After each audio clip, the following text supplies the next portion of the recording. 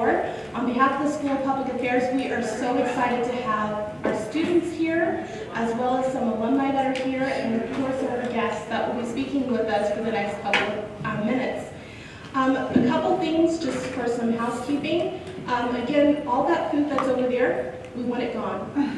So please do, as this continues on, do not be afraid to get up and get some food, etc. We have some interesting folks that are here, especially if you're students and you haven't met them before. This is a wonderful opportunity to meet them.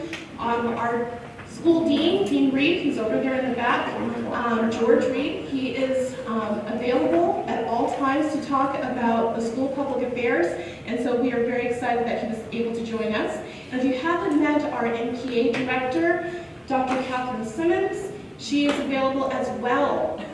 So if you're a student, these are people you really want to know and be able to talk to them about your needs. And in particular, let's talk about your needs today. We are so excited that the Center for Nonprofit Excellence was willing to help us create a panel of nonprofit human resource experts in our area who were willing to come and talk to us about what it's like to be in nonprofit organizations, what it's like to go through the recruiting process, to help us with some tips and some tricks and some reality about what it looks like when we, meaning most of us in the room, try to get a job inside of the Pikes Peak region with nonprofit organizations. I'm very pleased to introduce our panel moderator, Shannon Rowan from the Center for Nonprofit Excellence. You might have seen her at a lot of different events, and one of those upcoming events that you want to make sure is on your calendar is the upcoming Nonprofit Day. And so again, check your announcements for the date, the times, the registration, all that good stuff that's there. And with that, I'm going to get out of the way because you don't want to know about me. You want to know about these folks here and what they can tell you about nonprofit excellence here in the Pikes Peak region. Shannon, thank you. I haven't even done anything yet. Applause already. Fantastic. Good evening, everyone. My name is Shannon Rowan. I'm the Membership and Capacity Builder at the Center for Nonprofit Excellence here in Colorado Springs. CNE has been serving the local nonprofit sector for about 25 years. We were initially founded as a program of the Chamber of Commerce and have been working here in Colorado Springs, in Teller County, and in the Woodland Park area, really to provide nonprofits, their staff, their volunteers, their board members, with the education, training, and resources they need to achieve their visions and their missions. I've been a part of the CNE team for a little over 2.5 years, and I am affectionately known in our office as CNE's resident HR nerd. They say that with a loving smile when they say it to me. I've been working in the nonprofit sector for about 15 years. I actually started my career in Tucson, Arizona, where I went to college, working in community outreach and education. From there, I moved to Washington, D.C. and worked in politics and advocacy. Ultimately, spent about 4 years at an organization called the Public Leadership Education Network, PLEN, where I was their program manager and their executive director. PLEN's mission was actually very similar to what we're doing here tonight. PLEN sought to connect young women with established leaders who would be willing to demystify the public policy process and help them get their foot in the door. And what I learned while I was with PLEN is that the power of sessions and events like this cannot be underestimated. These ladies are here tonight because they want to share their perspective with you. They want to share the lessons that they've learned, sometimes maybe the hard way, clear statement, and to help shine a light on how you can get your foot in the door in this kind of work. Because I will tell you, in my 15 years in the sector, there is no place that I would rather be. The nonprofit sector is fulfilling, it is rewarding, and every day I have an opportunity to see the impact that my work makes, and there's no greater feeling than that. Just a quick caveat, these fabulous panelists are here to share their advice and share from their experiences. But their perspective is just that, it's their own. They're not here to represent their organizations in an official capacity or provide you with insight on particular policies governing the HR rules and regulations inside their organizations. They really want to share some of the lessons that they've learned and maybe some of the things that they've seen in their roles. Sound fair? Okay, great. So I'm going to introduce these fabulous ladies, and then I'm going to turn it over to them. So right here to my right is Antoinette Holmes, who is the Director of Talent Recruitment for the YMCA of the Pikes Peak region. Thank you so much for being here, Antoinette. And next to Antoinette, we have Jen DeFranco, who is the Director of Human Resources for the Resource Exchange. And then finally, we have Sarah Dom, Manager of Team USA Funds at the United States Olympic Committee. Let's give everyone a big hand, especially Sarah, who survived the Olympics.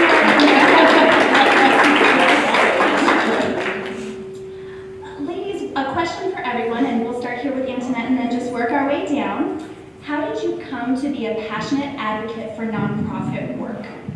How did you join your organization's current mission? All right, can everybody hear me okay? So let's start with the joining the organization. So it took me a while to figure out what I wanted to do. And so after I finished school, I kind of was a late bloomer, if you will. I started my family first and then decided I needed to go back to school, one for myself, but also with the hopes of creating a better situation for me and my family. And my husband at the time, we both were going to school at the same time. And so once I finished, I was anxious to get out there in the world and figure out what's next for me. And so I landed with an investment firm that's locally here and had the great opportunity to kind of, I call it, grow up through that organization. Started off as an entry-level employee and went through their leadership program, which was phenomenal. Wouldn't trade it for anything in the world because it taught me a lot about leadership and where my gaps were and where my strengths were. And got promoted in some different roles, and then had the opportunity to be a supervisor in our retail account management department, which taught me a lot about myself as not just a leader, but as a manager, because there is a difference between leadership and management and some of the skill sets that are required of that. And I was there for about 8 years, and it was very, very challenging. Managing staff can be challenging, and so because of the particular department that we worked in, there was a high priority when it came to productivity and quality and the work that we did, because we are working in that investment field. And so I decided that I needed to do something different. I needed to do something where I felt like I was really making a difference. And so I ended up transitioning to a role where I was an academic advisor for an online school. And I love coaching and developing others, not just staff, but also others that I come in contact with, even if it's just helping them discover what it is that they're trying to do without telling them what they need to do. And so I thought the academic role would be a great fit for me. Loved that, but the organization had some financial difficulties, and so they ended up closing that particular location. So then I found myself without a job. And so I was sharing my story with Shannon last week, and one of the parts that I left out was, I was trying to figure out what I wanted to do. And I read a book, I believe I'm quoting it correctly, about Purpose-Driven Life by Rick Warren. And I knew that I wanted to do something where I could truly make a difference, not just with the community, but in our own community as a workforce, as an organization. And so I found this opportunity on the CND website, just through some networking that my husband did at the time. He, at the time, was working at Goodwill. And because he knew a lot of people, because he'd been in the recruitment industry for a really long time, I was very fortunate with that. And so just some of the networking folks that he knew steered me in that direction. And so I found this opportunity at the YMCA Pikes Peak region. It was a business manager role, and it was the best of both worlds, because while I wasn't responsible for any one particular person or group of staff, which was what I was trying to walk away from to reevaluate, is the leadership role that I want to continue on this path. But I also had an ownership there, as far as kind of being the right hand to our executive director at the time and the staff there. And so, again, like I said, I looked at the job and I prayed on it, and I thought this was my opportunity. And so I applied, and then here I am. And so I was in that role for 2 years at the downtown YMCA, and this opportunity came up. This position was in line with my long-term goals.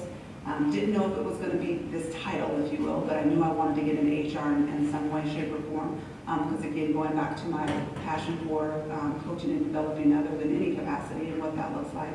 And so this opportunity came up, and I really wanted it, and so I applied for it and went through the process. Even though it was internal there, they still took me through the process, which I respect. I respect the integrity of that interview process, regardless if you're internal or external. And got blessed with the opportunity. And so here I am to fund folks today.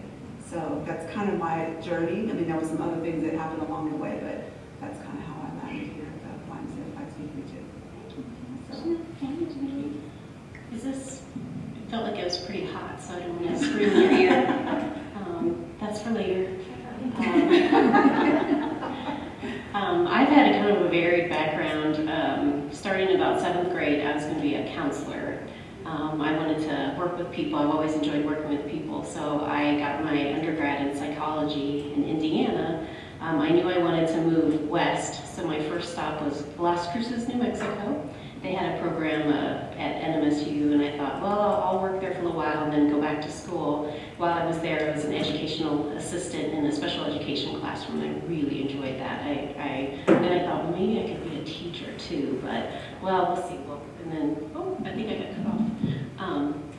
And then moved to Colorado Springs and found different jobs. I was a residential counselor at a group home for young women, and that was challenging but very enlightening as well. And then I thought, okay, I'm ready to go back to school, and I enrolled in my master's degree in psychology, counseling, and an opportunity in HR came up. My dad had always said, you would be so great in HR. And I'm like, no, I don't want to be in business. I want to be a counselor. And I thought, wow, gosh, it was with Aspen Point, and that kind of goes with counseling. And once I got there, I loved HR. I just fell in love with it and switched over to my master's program to be in HR management. So I was with Aspen Point for about 4 years, and then I took a year off to have my first baby. Then I worked kind of very part-time at a financial advisor's doing HR plus any office work that they needed. I had my second, took about 10 months off from there, and then worked at a PEO for a little bit, which is a professional employers organization. They unfortunately got bought out by a company in Dallas. I did not want to move, so then I found the position with the Resource Exchange, and we're a nonprofit, and we work with individuals with developmental and intellectual disabilities. And once I saw that posting, I thought, man, I would love to work there. It was an HR generalist type position. The director was retiring in 3 years, and they said, you would be great at being our director, so if you're willing to hang out with us, we'd love to have you. So I took over that role in about 2 years ago, so I've been there ever since. Right, so let me caveat my description of my career path by saying I'm not an HR professional. But an expert nonetheless. I have my own experiences with it. But so my expertise is in fundraising, and that's what I do on a day-to-day basis. So I think that's sort of what I'm bringing to the panel, is a little bit of a different perspective. I also had a very winding route to nonprofits and to fundraising. I have a master's degree in sociology, so I was also on a completely different path. And got partway to my PhD and realized I don't really want to be an academic. What am I doing? So sidestepped out of that and had a period of trying to figure out what the heck I was going to do. What was my career path? What was my ultimate goal? And had just about reached the point where I thought, well, maybe you just work, and that's okay to not have a career and a passion and everything. And then got brought out here to Colorado Springs by my husband's job, and at that point I was like, well, maybe I can find a job that's not something I hate doing in a cubicle. Maybe there's something out there that I could care about. And so I took that opportunity to really just, wide open, look at what was available, look at what my skills were, and try to find a fit with it. So I ended up with one of the sport governing bodies here in town, with USA Shooting. And happened to end up in their foundation, so helping out with fundraising. And in a very short time there, I had some great mentors to work with and quickly realized, hey, fundraising is my passion. So that was fantastic and really lucky. And again, thanks to some great mentorship, I was able to step up to the USOC, which is, not to say that the USOC is better than the NGBs or whatever, but it's a much bigger team. So at Shooting, we were a staff of 3 in the foundation, and then it was quickly down to just me in the foundation there. At the USOC, I'm part of a development staff of about 40, So we have incredibly specialized roles, and everybody has their own little niche, and it's a big team, which is a fantastic learning environment. So that's kind of what I've really loved there and thrived on.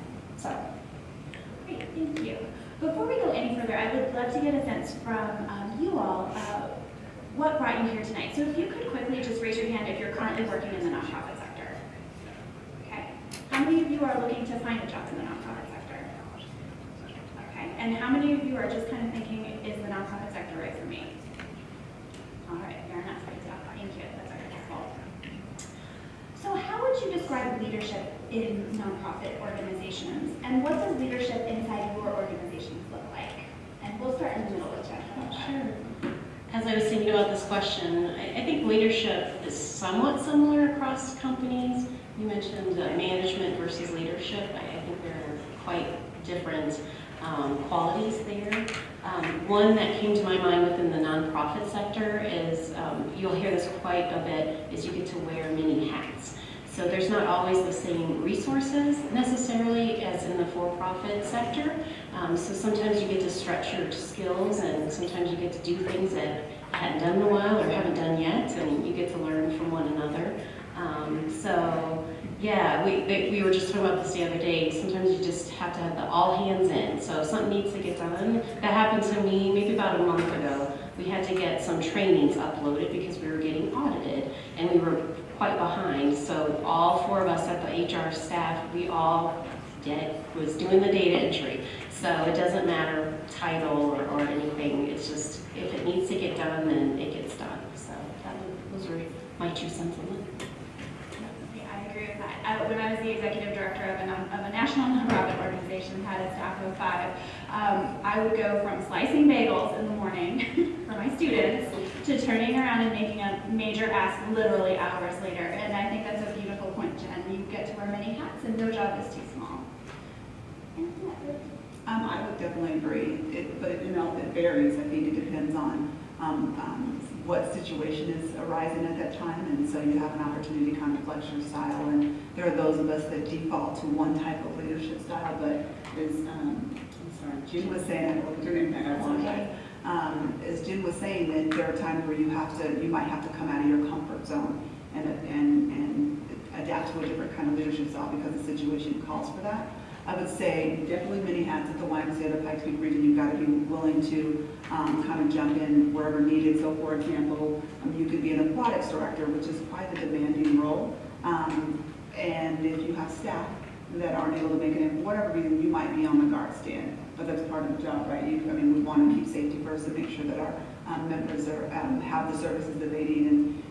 Or like in my business manager role, I may not have had staff that directly reported to me, but if they needed help at the front desk, I needed to be willing to step in if we had an accident, because it happens a lot in the ladies' locker room, and there was nobody around, the facility staff was shorthand, then I'm going to be the one that is there to help make sure that the job gets done. So definitely varies. And I always rely on my training in situational leadership. It depends on what that situation looks like. So just having that flexibility and not feeling like you have to default to one leadership style or another. Situational leadership, my friends who were in the nonprofit management session remember the cups exercise, don't you? Sarah, teamwork seems to be a recurring theme. I have to imagine that that's the same for the USOC? Yeah, absolutely. For us, we are still all hands on deck, but not quite to the same extent as it was at a smaller staff. I would say one additional thing that I think is super important to bring to leadership in nonprofit is that connection to the mission. That it's so important for leaders to be able to bring everybody back on almost a daily basis to why you're doing what you're doing and how you impacted that outcome. For us, that looks like, when we meet our year-end fundraising goal, hopefully we meet our year-end fundraising goal, the leadership is there to say, hey, you made this happen. Look at all these awesome things that have happened over the year. That was you. And that can take a less formal role. So a lot of people were gone to Korea the last couple of weeks. But there were a decent number of us still back at headquarters. Well, one of our leaders, and he's a fantastic leader because he does this sort of thing, recognized that everyone's sitting in our cubes quietly doing our work, and they're off in Korea doing all the big, important, seeming things. And so Charlie rounded us all up, one day at lunchtime and was like, hey, let's go to lunch. So he took us downtown to a sports bar that had the games on and bought everybody lunch and asked us all as we sat there, what's your favorite moment so far? What's really made you proud about the game so far? And so I think, to me, it's just that being able to bring that sense of connection back to what you're doing every day is really super important. That's a beautiful point, because at the end of the day, we all exist to serve who our organizations say we exist to serve. And regardless of whether you're slicing a bagel or making an ask, the mission is foremost. I think that's a beautiful point, Sarah. Thank you. Would you mind telling us a bit about how leaders are cultivated inside your organizations? Are there specific programs or initiatives for leadership development, or is there more informal structures in place? Because I know the USOC actually has some really Yeah, we do have an emerging leaders group within the USOC. So that is primarily self-identified, but it's younger employees there are invited to participate. And they do all sorts of activities, seminars, and whatever. So that's kind of the formal leadership development. There's also a mentorship program. I should mention that too. That happens annually. That pairs up volunteer people who would like to have a mentor with volunteer mentors. So those are kind of the formal ways that it happens. Informally, there are several other employee resource groups that happen. There's the diversity and inclusion group. There's the women's networking group. There is a gay, lesbian, I'm not going to get all the right acronyms, and allies group. So all of those groups function informally as leadership development as well. Those are the Women's Net, for example. That's a great way for people to, seek out maybe not a mentor, but somebody to ask a question to. And we've had some great sessions on things that develop leadership skills.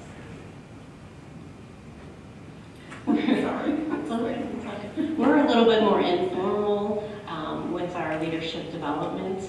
We do check-ins, we do stay interviews, and within that, so are you familiar with a stay interview? Okay, so have you heard of exit interviews? So when someone's leaving, you ask, why are you leaving? What can we do better? So what we do is, while the employee's still here, we say, well, why do you stay? What brings you to the resource exchange every day? And a lot of times we do get those who do want more leadership opportunities. That's when that comes up. So then we can help identify those staff. As you actually just had a success story on that. He wanted to move into a different direction. He wanted to learn and grow in our quality department, which they're the ones who do all the incident reporting and investigations and whatnot. So his supervisors chatted with the other supervisor, and lo and behold, they were going to be opening a position up, and so he applied and was able to move over there. So, ours is more about just checking in, and we do have an informal mentorship program. When someone becomes a new supervisor, we do try to pair them up with someone from another department that has been a supervisor a little bit longer, just to get them going in the ropes and try to provide opportunities also to be a leader even without the title. Maybe you help train. We have a staff member who is trained in MANTS training, which is a way to help diffuse situations without any force. And so she has now taken that on, and now she's teaching the whole staff. So again, a little more informal, but definitely we do focus on that as well. So at the YMCA, the Pikes Peak region, we have a lot of some informal and formal trainings as well to help our staff be developed in a variety of different ways. So we have our Director Development Program, and I believe we're in the stage of kind of revamping that program a little bit, because we do see a need for our part-time and full-time staff that want to grow and develop, and then looking for different ways to be able to do that. I think what's been great over the last few months since I've been in my role, we've seen quite a bit of internal promotions, which I think is great to the organization, because when I first started, there were it was kind of few and far between. And so my question always was what are we doing from a perspective of succession planning? Who are we looking at internally to try to grow and develop? And so it looks like we're improving in that area, but there's still areas of opportunity there, right? So, so our Director of Development program, but that's for directors specifically. And so how are we growing in? And so again, we're looking at creating something more for our full and part-time staff. And so that's in the works. The other thing is we do have leadership certifications that if someone wants to pursue at different levels of roles within the organization or even outside of the organization, but within a YMCA, we have different leadership courses that they can take. I am a huge advocate of that when it comes to career and professional development, but my worry that I don't want it to be, well, let's check off the box. And I took intro to fiscal, or I took leading others, but then what do I do with that information? And so I'm challenging our directors and our executive leadership that when our staff, when they're taking those trainings, that we're following up to have that conversation. Well, what did you learn and what do you want to do differently as a result of those trainings?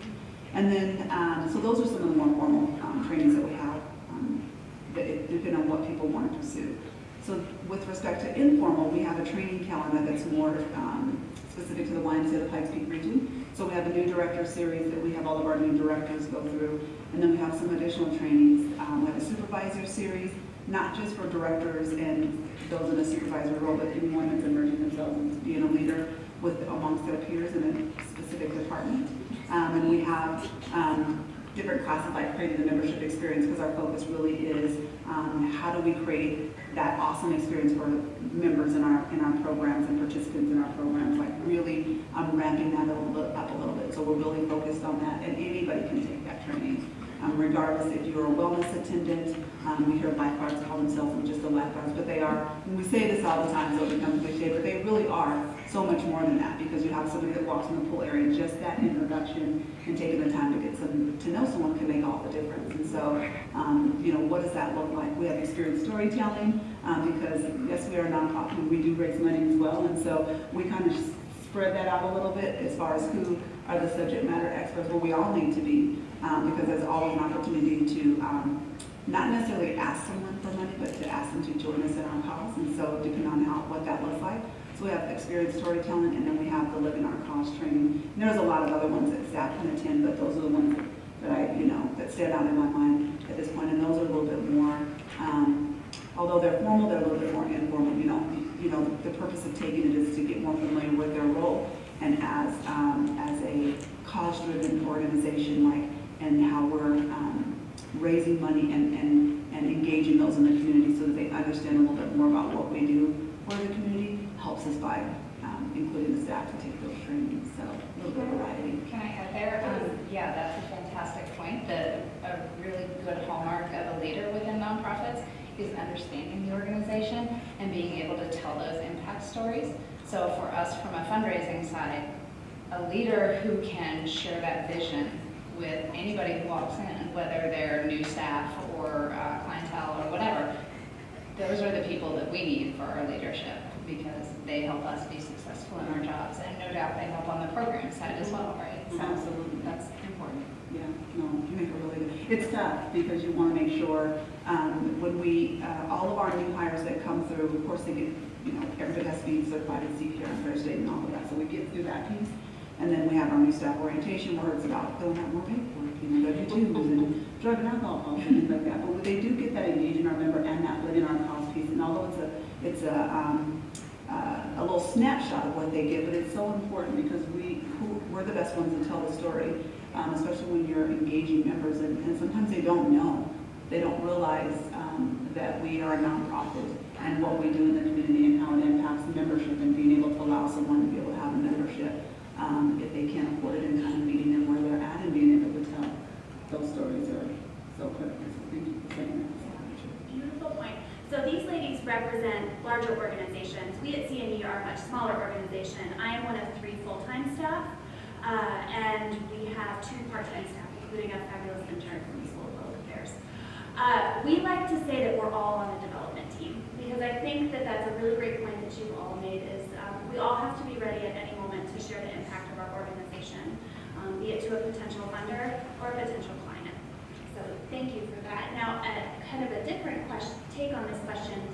what external opportunities do you guys look to for your own leadership and professional development opportunities here in the Pikes Peak region? Are there places that you guys like to go to learn and to grow? Good question.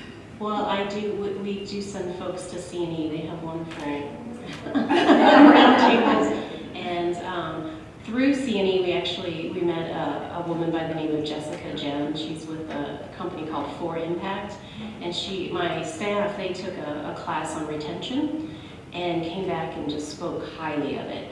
And so we chatted with Jessica. She came in and actually did a seminar with all of our supervisors, and it was wonderful. So finding all those opportunities, we use the Employers Council quite a bit too. They have a lot of leadership type classes, anywhere from leadership qualities all the way down to, what is FMLA and what is ADA, and I need to term someone, how do I do that? So those are a couple of resources. Some that we've used too, the Pikes Peak Library District has quite a few online courses. If you have a library card with them, they're for free. Lynda.com is one, and University Class, I think, or Universal Class is another. I actually used one of the Lynda.coms for a supervisor forum. I'm trying to remember what the exact it was a conflict resolution. And so we watched that together and then had conversations on how does that look like here at the organization. So lots of resources out there. Those are a couple that we use. Yeah, I will second the Pikes Peak Library District. They also have a librarian who's dedicated to nonprofit topics, and so you can reach out to her, and she's fantastic. C&E is obviously a fantastic resource we have here in our area. And then I serve on the board of the Association of Fundraising Professionals, Southern Colorado chapter. So that's another opportunity to get sort of educational type learnings, or we also do a lot of networking events. So, networking and professional development are kind of two sides of the same coin in the nonprofit world. So I would plug that as well. So I will say, because I'm fairly new in my role, I have not had an opportunity to explore any stretch opportunities outside of the organization, but I now have some information about that. And so I'm sure that we will be having a discussion in my next one-on-one with my supervisor, because I do want to, I know that not everything is around like the way we do things, and I know that there's other perspectives. And so I think that just trying to get acclimated with my role has been a priority, but hearing these ladies speak about just different networking groups, I'm going to have to follow up so I can get some names and some information, just so that I can expand my horizons a little bit more. So thank you for that. I think that's a great point, because no matter how long we've been working in the industry, no matter how long we may have been working in a particular community, there's always new things to learn, right? And expanding and growing our network as a nonprofit professional, I believe, is the most critical component of my work. So thank you. I stole that question. Thank you for answering that. So kind of switching gears a little bit and taking a bit more of an in-depth perspective on how people can get their foot in the door inside nonprofit organizations. I'd love to hear what kind of qualities are you looking for when you're thinking about bringing somebody to join your team? Are there certain things that tend to stand out? Or certain needs that your organizations tend to have on a more regular basis? Internet, would you like to start? Yeah, I can definitely start. I think a great way to kind of get started, if you have the capacity to be able to do that, and that's volunteering, because it's a great opportunity to really get a chance to see the organization from that perspective and wherever that volunteering opportunity might be. I know that we have some great programs on the north end of town at our YMCA at Tri-Lakes. We have a phenomenal RAD program. I don't know if anyone has heard of RAD, but it's a real alternative to drinking and driving, and it was as a result of an accident that happened with a young man. I think it was on Baptist Road. I don't know all the details, but he was killed, and I believe there was some drug and alcohol involved in that accident. And so his family created, I believe it's the Ryan Pappas Foundation. And so as a result of that, they created that program where kids can come together on, I think, every Friday night. They have, I think, up to 500 kids that come out and have some safe, fun activities to keep these kids safe. And they've done some things around football games and things like that. I haven't had a chance to participate in some of those events, but volunteering for that and volunteering for any other thing that any other opportunities that are out there listed on our website. And we have a lot of sports volunteers, so we need that pretty consistently, but that's another opportunity to kind of see us fulfill the mission and the work that we do. So I definitely say volunteering.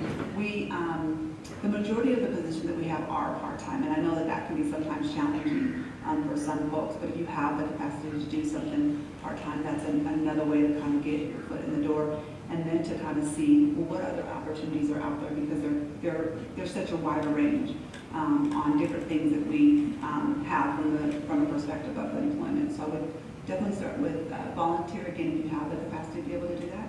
And then sometimes it starts with part-time work and seeing what opportunities come up, as a result of that. We do, from time to time, we've had quite a few in the last few months since I've been in this role of the director level positions. And so those come up every now and then, so keep an eye on that if that's something that you might be interested or to explore. But again, that volunteer piece and that part-time piece might be just that thing that kind of gets you in, and then working your way up. I'm a huge advocate, as I said before, of career and professional development. And when we meet with our full-time staff, I speak about that consistently because I want them to feel like they can advocate for themselves, but also making sure they have that relationship with their supervisor to make sure that their supervisor is very clear about what it is that they might want to do and what they're interested in, so they can help them navigate what that process looks like. Yeah, I follow up with the volunteer. I think that's a great way to get to know the organization you may be interested in working with. We brought up networking earlier. This morning we had 12 new staff start with us, and 4 of them knew someone that was there. So I think as long as you are keeping your feelers open, you might meet someone that may work for an organization you're interested in, and so that's another way to get your foot in the door as well. With qualities that stand out, you mentioned being a champion for the mission. That is something that we look for. Have you researched the resource exchange from my perspective? What do we do? I really look for someone who can be a great advocate for our organization. Someone who's flexible and willing to learn. As we mentioned, you wear many hats. So if you're willing to learn something maybe a little bit outside of what your comfort zone is, then we look for folks who are willing to stretch a little bit. Within our organization, writing skills is very important. We have a lot of service plans that have to be approved by the state of Colorado, so we need to make sure that those writing skills are up. So I look at cover letters and resumes and whatnot. We do a writing section after each interview for our service coordinations, our case managers, just to make sure that the writing skills are up to speed. I like to look for people who are great collaborators. In nonprofits, you tend to work with many, many different types of people, so I think having people skills is quite important.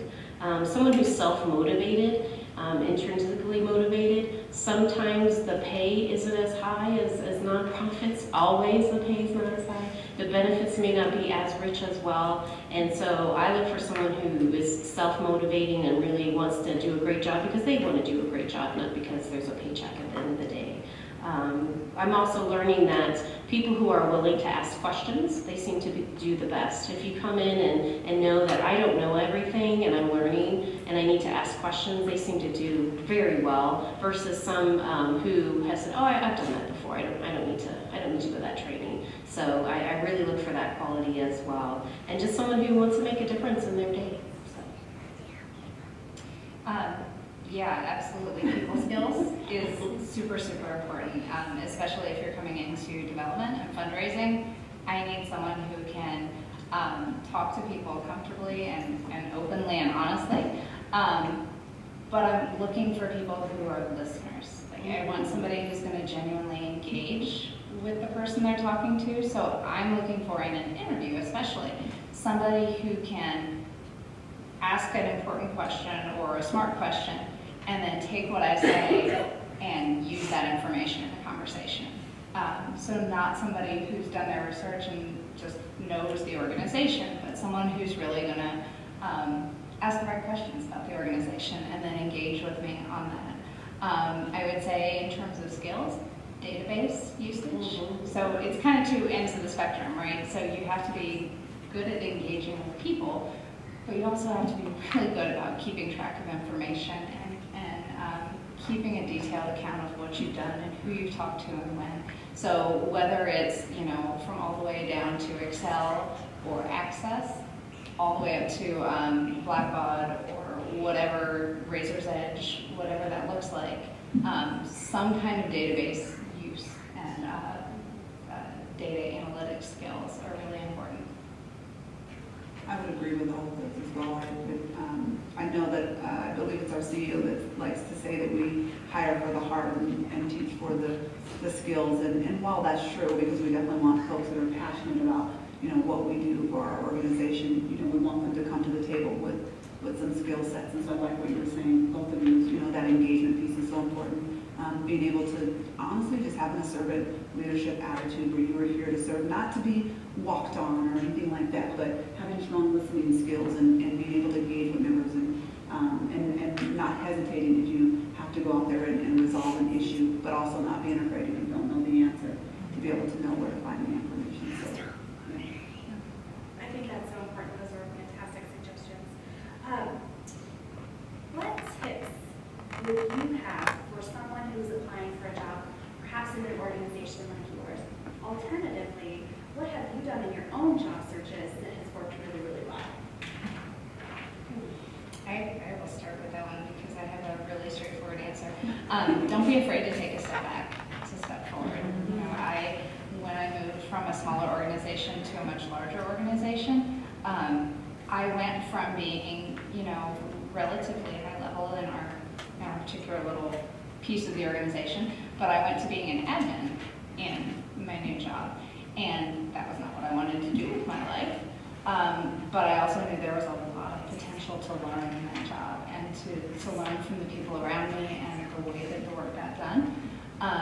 And so if you step into a job that may be a little bit not where you want to be right now, a little below what you're hoping for, that's an opportunity to learn and gain new skills, gain new responsibility, to step up and fill in those holes when they happen, and then to progress not only your own job skills, but in your job as well.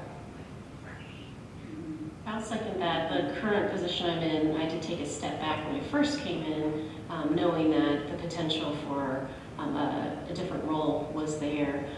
Sometimes if I'm interested in an organization, I'll call and ask questions. I've done that. I've spoken with the HR person. Just tell me about your organization. What do you love about working there? What brings you there every day? What would your employees say about this organization? So I think just asking questions, networking. Again, I'm a big proponent for networking. Attend some of their fundraising events if you're interested in their organization as well. So don't be afraid to ask questions and look for opportunities to get more information. I would definitely agree with these other ladies. And Sarah, what you said as far as not being afraid to take a step back. I did that, and financially it was very scary because if you're at a certain level and you're used to that, that can be very, it can be very scary. I mean, that's the only other word I can describe it. And so, but I knew it was the right thing for me to do. I had to do it because I knew if I continued to do what I was doing at the time, there would have been a good outcome for me and would have impacted my family. And so taking that step back helped me kind of reevaluate what it was that I wanted to do. And then, as Shannon mentioned, I think you have to be careful about putting a price tag on yourself. Although you know what your worth is, your self-worth, but it doesn't always equate to a dollar amount at the end of every 2 weeks or at the end of the year. And so just being mindful of that, just be very careful with that. I always tell my husband and my kids, I'm like, don't chase money, because I've been there where I was looking for that extra amount and how can I, get the come up or whatever. And I ended up in a role that I was not happy in. And so I vowed that I would not do that again. I would never put that on myself and kind of looking at the big picture. And so that's a very good tip is don't be afraid to take a step back and see what that opportunity, how you can grow and develop, because it could be the thing that is preparing you for that next role. So, yeah. What pitfalls do applicants sometimes fall into? Are there mistakes that you frequently see that you hope people could avoid?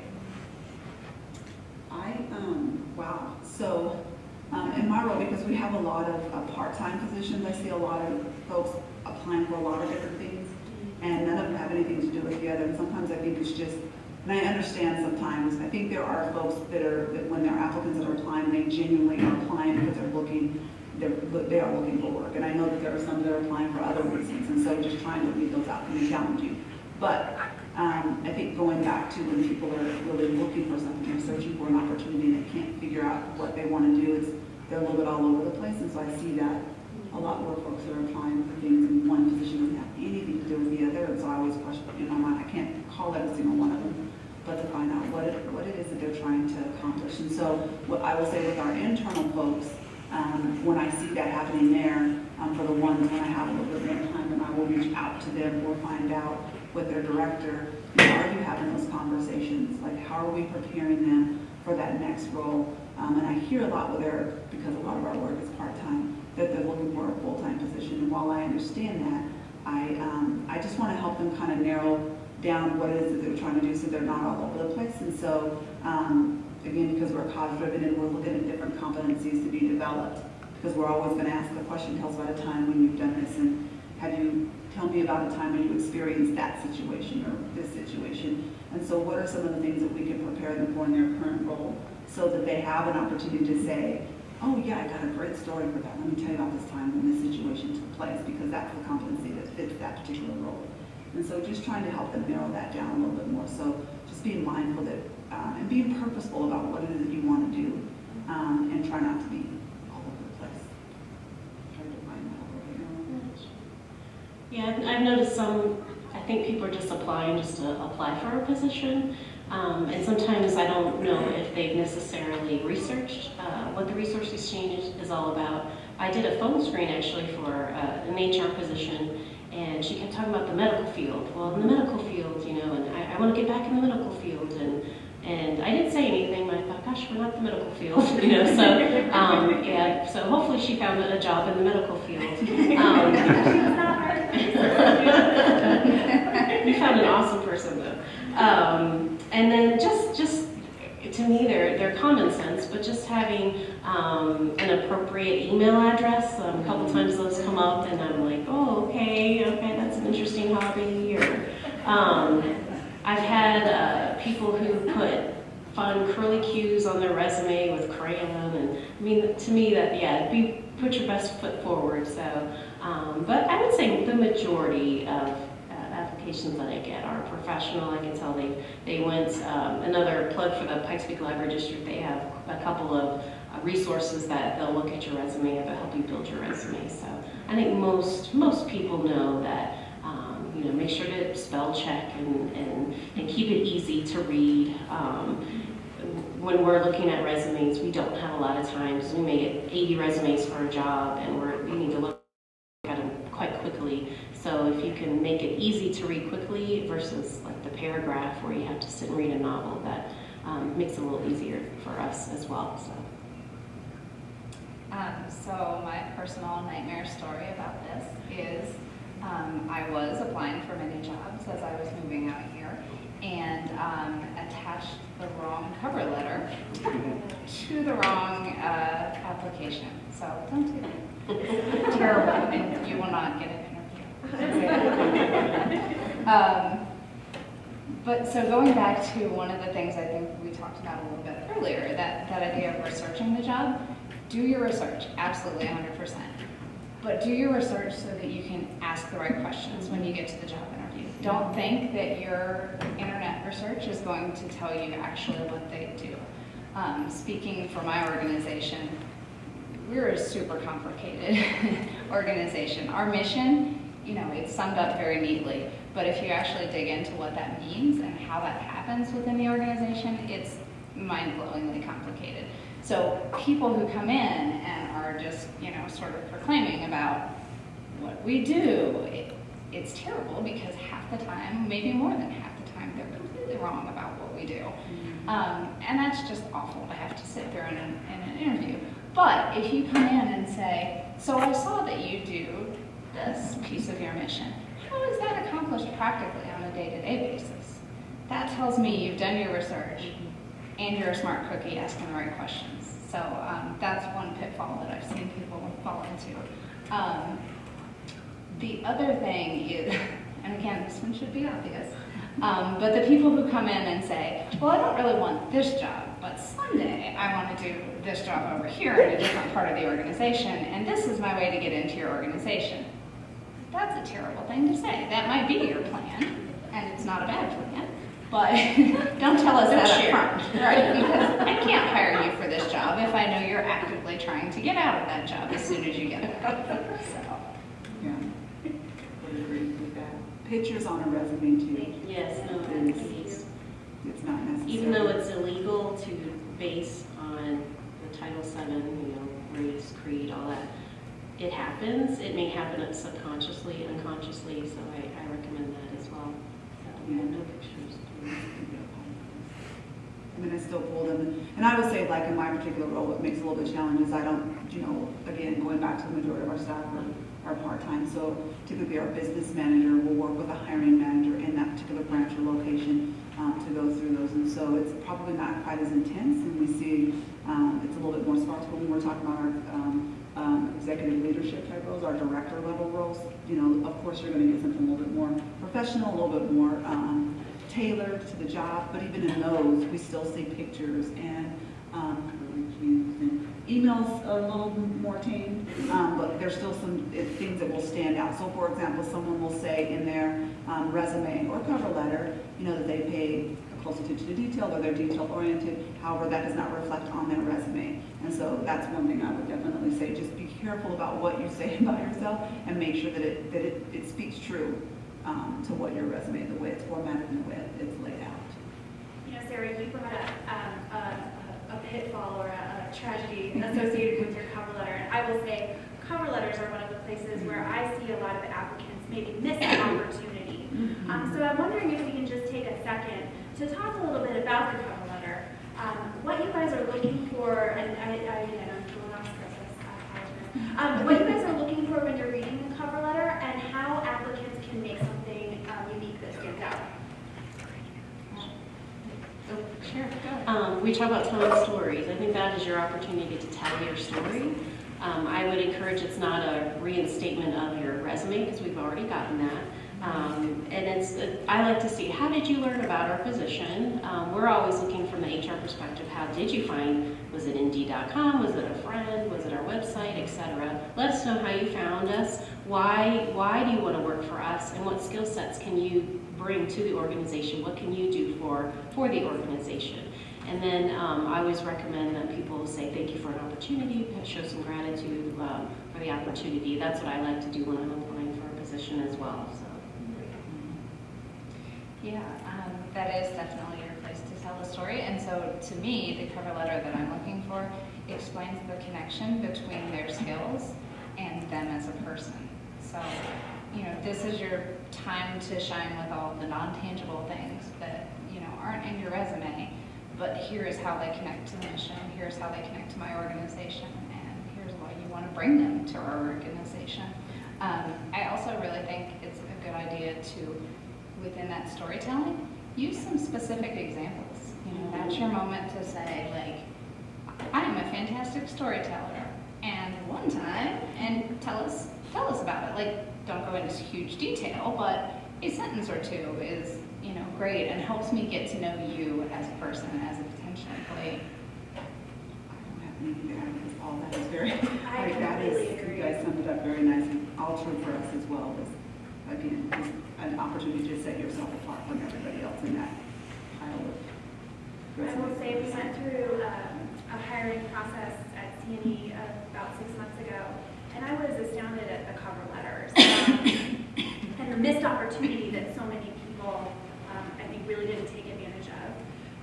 It should be longer than 3 sentences, and I will say that is what we saw. And, the resumes that really stood out were the ones that clearly articulated a story about themselves and about why they wanted to be part of our team. And I think especially in a small organization where the addition of one person can really throw off the balance inside of an office, like, we're looking for a cultural fit first and foremost, so getting a sense of who people are is extremely important, and a cover letter is a great place to do that.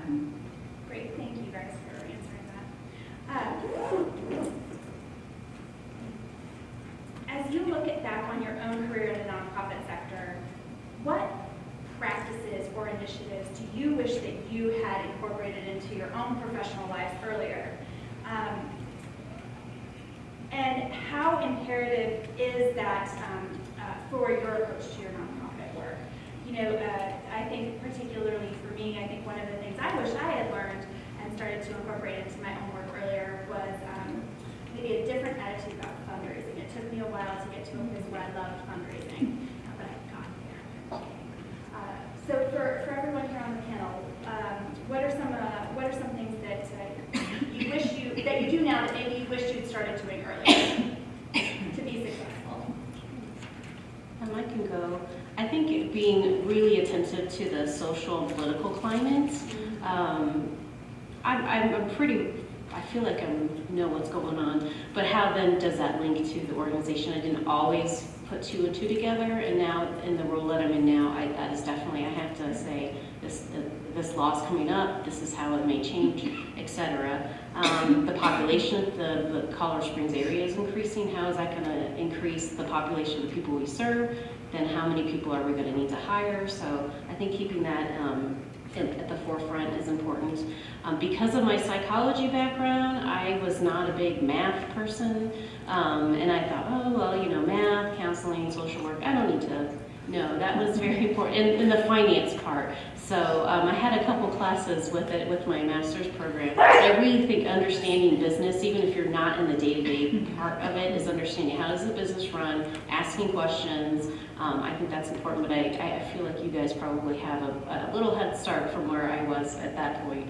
So, and again, networking, I think that's such an important, I love people, I've always loved, but being intentional with that networking, that's something that I've learned that I didn't quite start doing until a little bit later in life. Yeah, along with your comments about the understanding the business side of things, even if that's not where you are, one of the things I found to be really, really important is just recognizing my position as embedded within a larger organization. So, and in part of a larger team.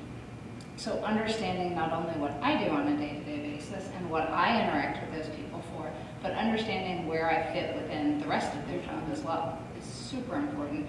And it's fantastic because once you learn that, then you can use that and you can make your relationships with those people better and you can get things done more productively for both of you. So just trying to bring that broader perspective to what I do and understand all the other parts of the business is super important. And on that note as well, just understanding that a large part of what I do in my job every day is basically facilitating. I'm connecting people to each other, or I'm connecting people to resources. And sometimes I need to connect them to each other and then stay involved. Sometimes I need to connect them to each other and then step away and let them do their thing. And so understanding that's my role, is connecting people and resources, helps me to do my job better. You know, I would say for me, the things that stand out, particularly because I started off in the downtown area, is not being so quick to judge, just from that individual perspective, and because you never know when somebody walks in the door and what their need is. And I think sometimes when we hear the same story over and over again, and you'll see that in different, whether it's nonprofit, whether somebody's trying to get additional assistance, whatever that looks like, is just not making assumptions about individuals, because you don't know what their circumstances are. Maybe their circumstances were great at one point and now it's this. And so we use the phrase of meeting people where they're at, and that you guys might have heard that before, but it really is truly that, is not making that assumption and just being open to listening to what people have to say and hear their story and figuring out a way of how we can help them, regardless of what that looks like, whether they take it to the next level or not. That's not for us to say, to judge. It's really, we are here to serve the community and try to have them be as healthy, and whether it's their family members, whatever their circumstances is. It's just being mindful of that. I know I've done that in the past, where you make an assumption about someone and then you want them different, and then you, like, I convict myself, okay, now I've got to do better the next time around. And then I think just overall, whether it's, members, staff, just, being a resource to them and taking that step where I don't know everything, learning that perspective. My position, my perspective isn't always the best, even though I felt like I came from this great organization that provided awesome leadership and and an awesome program. I've still had to learn how to be that leader at this organization. Going off the situational leadership, it looks different there. And so just knowing that I don't know everything and that there are times where I need to sit back and really listen and let that information kind of wash over me, and then have a conversation with whoever I'm at the time reporting to talk about, well, what does that mean for me, in my role, because it does look a little bit different. So. Well, those are all the questions that I came prepared with today, but we definitely want to open it up to you to hear your questions. So this is definitely a great opportunity to learn a little bit more about these ladies' fabulous organizations. They represent incredible organizations that are doing amazing work in this community and in this country. So please feel free to ask away. Does anybody? Yeah, Ellie. You mentioned getting into an organization at a lower level and possibly at, what did you say that you came in as I started in as an administrative assistant. as administrative assistant? Do you not find that there is a danger to that, in that you might get trapped in that Absolutely. ghetto? Absolutely, and that's the reason that I stayed there for about a year and then made my exit. Yeah, absolutely, that's a danger. But I think that if you are really doing the job wholeheartedly, and if you are making that attempt to learn the organization and,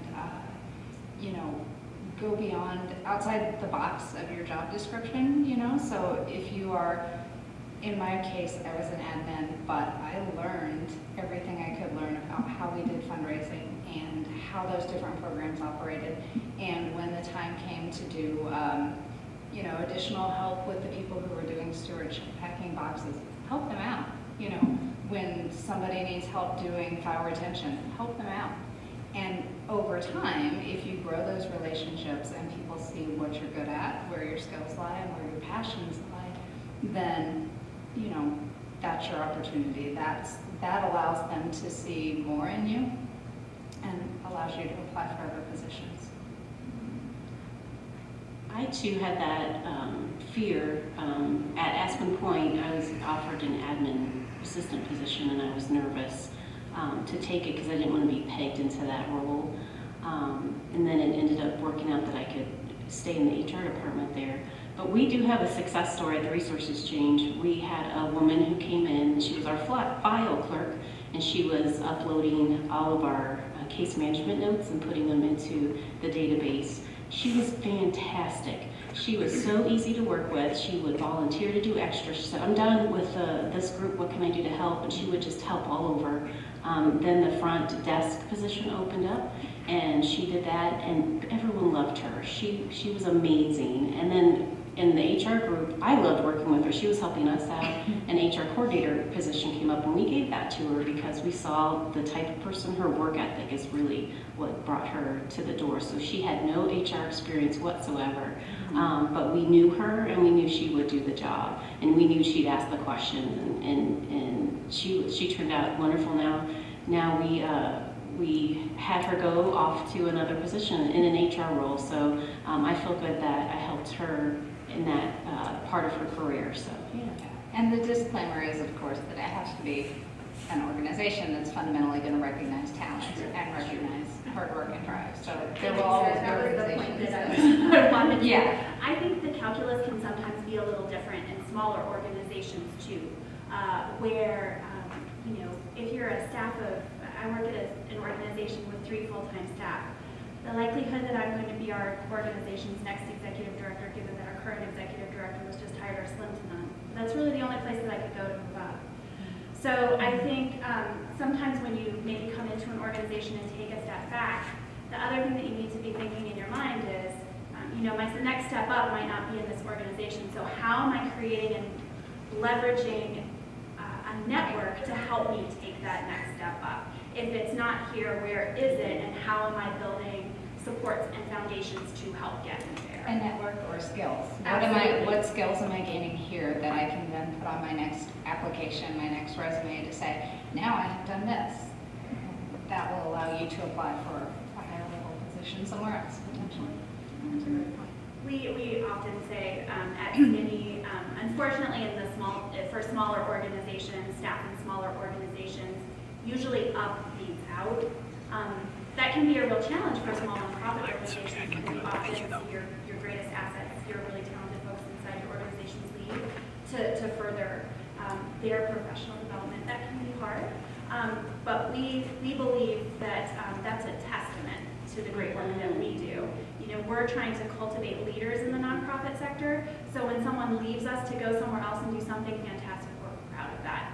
I would highly recommend that when you're interviewing, particularly with small nonprofit organizations, that you ask questions about that. What's their attitude to recruitment and retention? And, you know, how do they help people build careers, even if it's not necessarily always inside their own organization? Great question. Other questions? Because Regina sent me sample questions that students ask her all the time, so we haven't gotten to them yet. Yes? To get back to applicants that you get, how many come from the public sector, how many come from the private sector? Great question.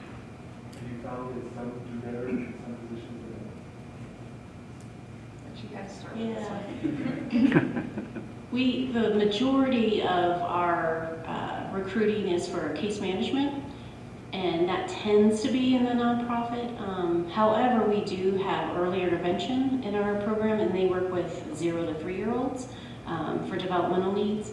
And so those are PTs, OTs, speech, developmental interventions. So sometimes they can work in the hospitals and whatnot. But I would say from my perspective, the majority probably do come from the nonprofit sector. However, we've had some fabulous employees who have come from, actually 2 of the HR folks that are in my group came from the for-profit. One was the defense, the military, and then one was a manufacturing. And they brought such wonderful skills, sets and different formalizations of our processes. So that helps, hopefully.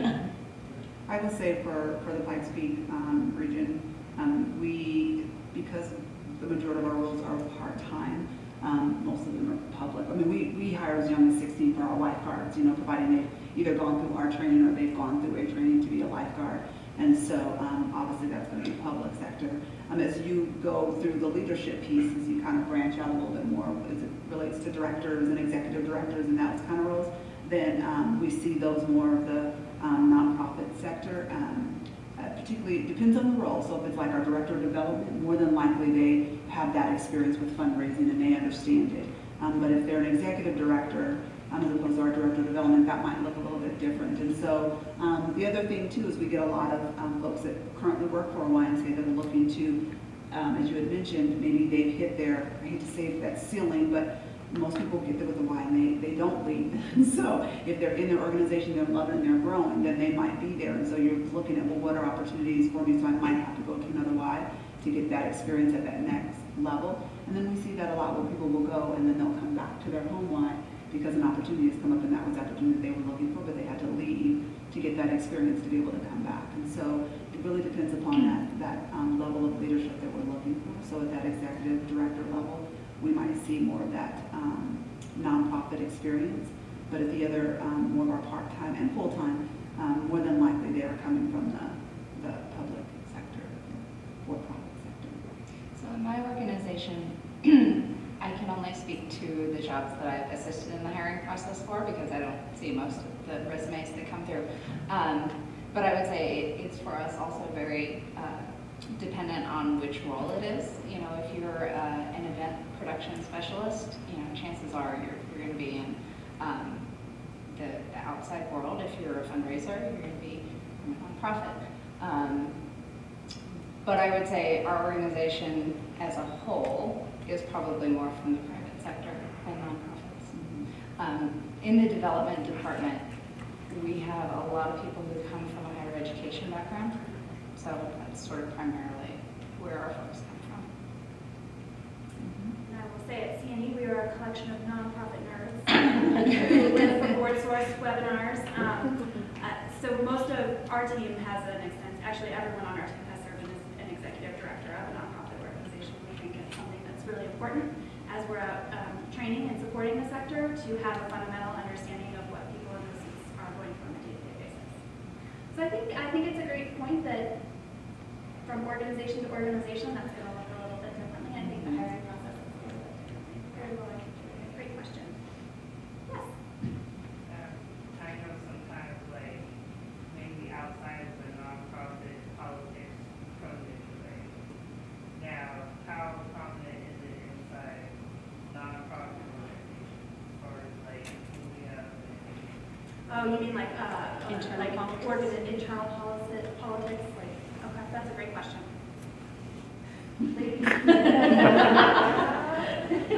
Well, we experience, that once you're there and you're in a leadership role, most people don't leave. So, that's unless they retire or do move on to a different organization. But I hope to encourage the culture of not being political. Probably does happen at some point. But again, I look for having a culture of collaboration and working together and really developing staff and hiring great people. So sometimes the two, if you want to call that political. If that helped, if you have any follow-up, I'll help you with that. But yeah. So I will say one thing Shannon mentioned was if you're at a very small nonprofit, personalities matter a lot, right? Because you can't balance out as much on that scale. If you are a 3-person staff and one of your people is, going through major significant life issues, that's going to affect everybody who works there. And larger organizations often have more established policies and procedures for hiring, like Antoinette had mentioned. They still go through a full interview process, even if you're an internal candidate. So those kind of things can help balance out some of the politics as well.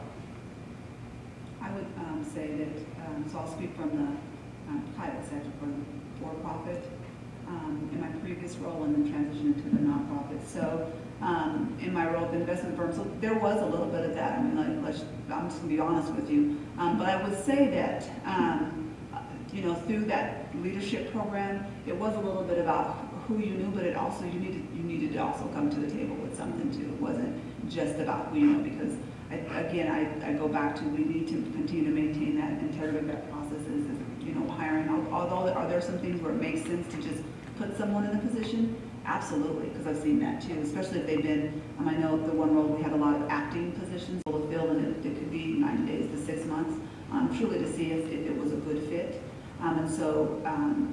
When I've seen those happen, I'm like, well, that totally makes sense that that person is in that role, because they've been in that role and they've demonstrated those abilities to be successful. And so I'll speak from my experience when I kind of went through the organization, went through their development program. There was a supervisor position that came up, and my director came to me and was very adamant you needed to apply. And I was very nervous because I'm so green. I'm just like, I don't know if I want to do this, because it's big. You're managing staff, and I think I had about 13 folks on my team. And so so I pursued it, and I walked away from that interview. It was very intense. They didn't cut me any slack, and so I wasn't sure if I was going to get it. Like, I had that inclination, and because she asked me that it was in the same department that I kind of grew up in, and so I had an inclination that I was going to get the job, but I wasn't 100% sure. And so I didn't feel like I was leveraging the politics in any way, but when I got the role, I went through a feedback session because I wanted to know what did I do well, what did I not do well. And the feedback was tough, because when you walk out of it and you're like, oh my gosh, either I really nailed it or that was not good. And so I felt kind of indifferent about it. And so anyway, I pursued the feedback and was able to get that. But looking back on those experiences, there were times where you could see that. But for myself, wasn't necessary for me to question it, because some of the things just made sense. And whenever I would go to my director about things that were happening around me, she was really good about explaining, here's why we pursued it this way. And the same thing with the nonprofit. Our organization is pretty large. I don't know how they look compared to other YMCA organizations across the country. But there are times where we make a decision about a position because it makes sense for that role and for that individual, because it is a good fit. And then there's some I have questioned, and so, but I feel like the communication is open enough where if you have if you're just inquiring, it also comes from, where is the question coming from? Is it coming from a place of true curiosity and help me understand, or are we trying to find out what's really going on? And so I try to encourage staff to have those questions and just kind of self-check yourself on why you're asking the question. Is it truly coming from, I just want to understand, what is our process? And why did we make this decision as opposed to, some jobs we posted and some we haven't. And so I think the more transparent an organization can be, the less questions are around, Yes. you know, the politics around that. Very, yeah. And I will say in my experience too, I really, my career started in Washington DC. And, your network was everything there. But I never got a job because of who I knew. I might have gotten a look because of who I knew, but it's never the thing that got me hired. So that's at least been my experience in the center. Did that answer your question? Yes. I was just going to ask, making that transition into the nonprofit world, what's the best way to frame your resume or your cover letter, things like that, highlighting maybe that you have those skills, if you don't have that necessarily like 3 to 5 years experience in that specific position? Great question. I think that's awesome because so often you look at a job description, right, and you're like, maybe like 75% of this I have, but maybe there are some key things that I'm missing. How can applicants really highlight the great skills and experiences that they're bringing, even if they might not have some of those required? It's a great question. Yeah. I'll go ahead and get started. Okay. I think it's looking at what you've done, because there's a lot of great transferable skills that people have that they forget that would translate nicely into that role. So I would start off with make sure you understand what the job description is, and sometimes you have to read between the lines a little bit. And I can't remember which one of you ladies has said this, but if you're not 100% sure, call and inquire about it, so then you can get more information about, well, what have I done that would fit in this particular role. Again, we've talked about just some of the resume etiquette, making sure things are clean and nice and tidy. You can read through it, and it's not like you're reading a novel, hitting some of those strong bullet points.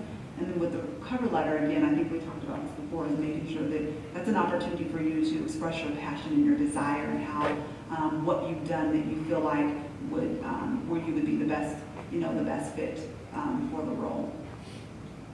And we know that there's not the perfect candidate, so we'll look at that as well. So even if you don't meet every single position, we'll look at that. Telling your story about why you want to be at the organization and maybe what you're willing to learn.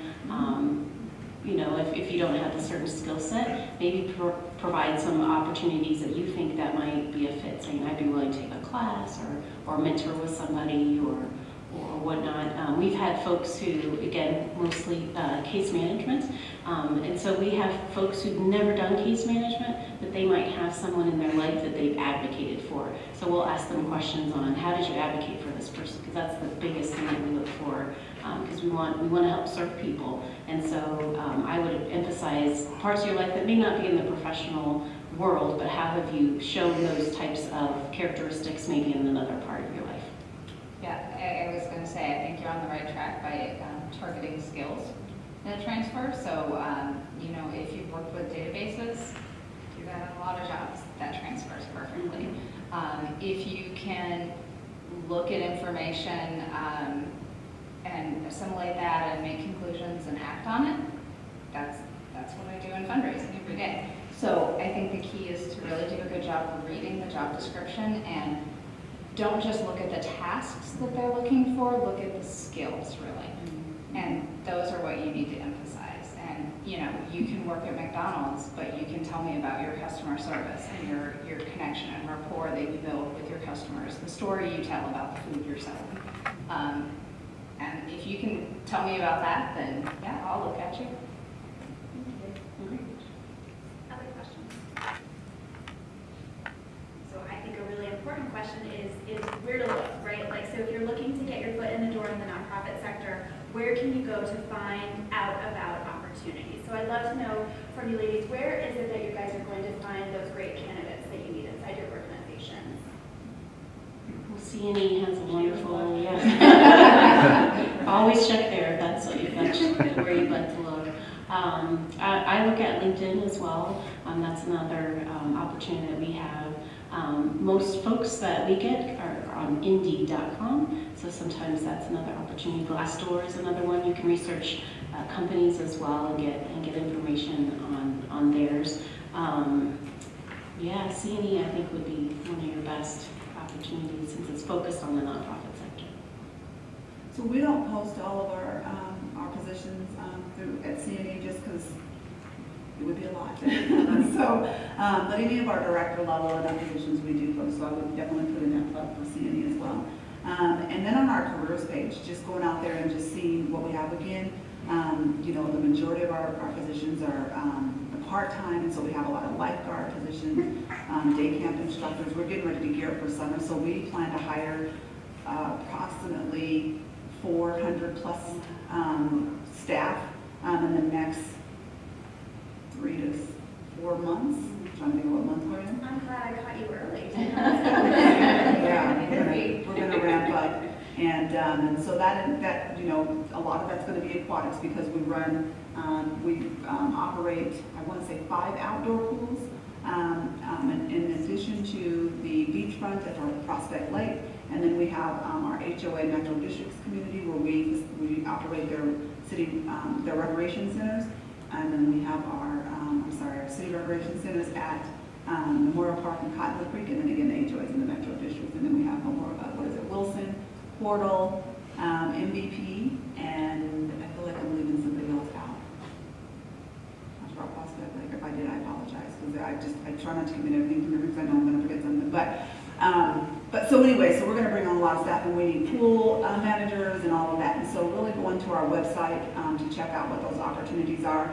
And then if we get someone that currently works for the YMCA, whether it's for the Pikes Peak region or Boulder or wherever, some of our executive director leadership roles, or I should say directors and above, depending on the hiring director, we will post some of those on our Y of the USA website. And so that's where we're talking about, like if we have somebody that currently has Y experience, they're working at a Y, whatever they might be doing, they search that database quite frequently. And so we make sure that we post those. And what I think is really interesting and cool about that is that YFUSA will read through our job descriptions, or the job posting. It gives kind of a snippet of what the job entails, and they'll approve it before they'll even post it live. And so I get like a kind of an update that they're reviewing it, and then once they're good to go, then they post those positions. So that's the majority of there. We also attend quite a few job fairs. We have quite a few that will be coming up. We host some internally, particularly for the younger staff that we're looking to hire in sports and aquatics, and so we try to get those in one of our local branches, and then try to attend some of the job fairs as well, just to kind of generate some interest and to get our name out there. So on a broader scale, the Chronicle of Philanthropy has an online search portal.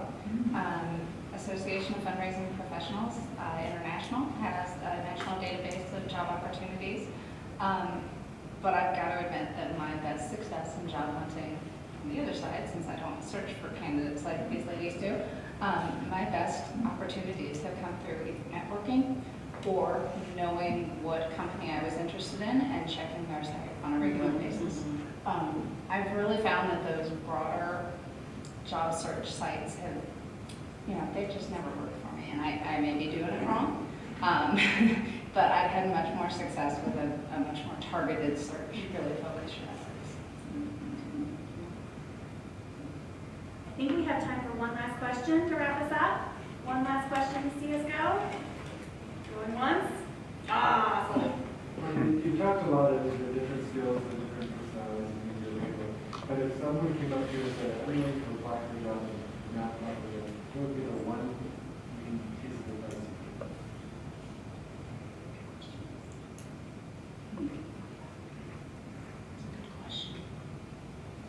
Can you repeat that question? So if I say to you, I'm going to look for a job in the nonprofit world, what would be your number one piece of advice? I'll go first. If I could go back and tell young me what I know now, I would say that in the search process, you're interviewing them as much as they're interviewing you. Cultural fit matters, and finding a place where you feel valued and respected and appreciated is probably more important than anything else. It's always been more important to me than the compensation. So knowing what questions to ask, thinking about what matters most to you and the kinds of environments that you thrive in, and then figuring out a way to match that with organizations. That's what I go back and tell you.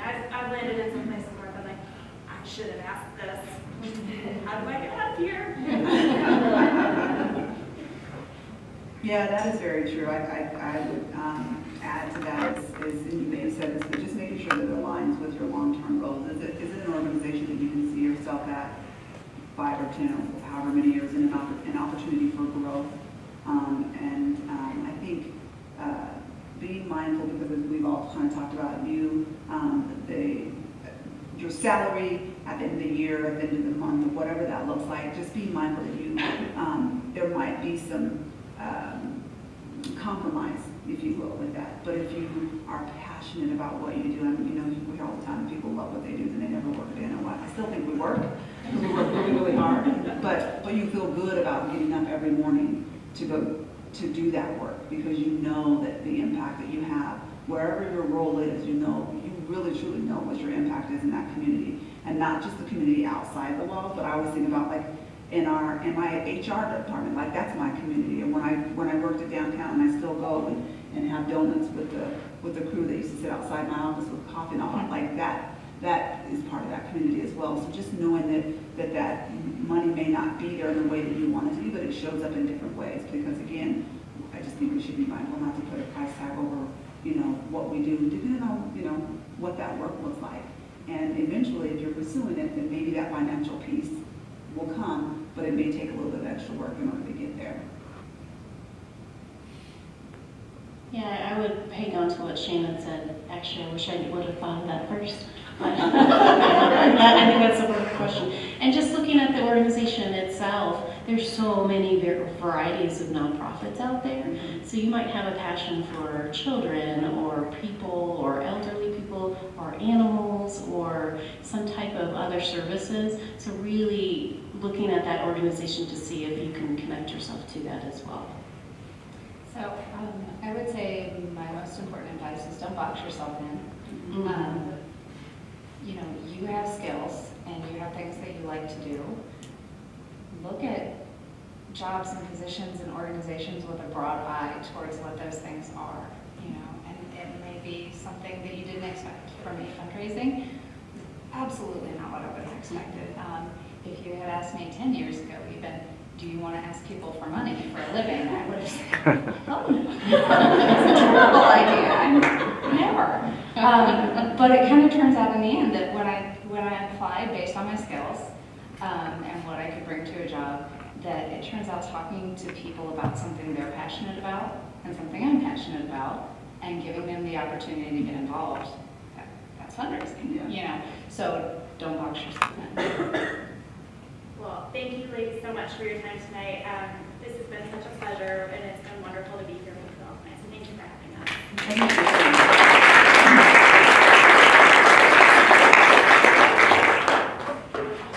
Thank you again for dispensing time for moderating. It's beautiful. Thank you all for coming tonight and for learning something new. A couple of other things that need to be said. Thank you to Sawyer, who helped put this entire thing together, as well as for Cindy Joyce, who is also part of our wonderful School of Public Affairs team. They are awesome, and as part of what they do is they provide not just tonight, but also a series on professional development, and we have one more that's going to be coming up fairly soon. On March 20th, that's a Tuesday, from 5 to 7 at the University Center at room 303. They're going to be talking about managing disasters. And they're going to have some folks that are coming to talk again from a non-governmental organization perspective on collaboration and how that can work. So it continues our outreach to our nonprofit and public sector fellows to figure out how do we tackle really big issues. Thank you guys again for coming, and as you are leaving here, again, there's food, but secondly, take some time to really get to know our panelists before they leave, and if you have a lingering question, again, ask them, because I won't be able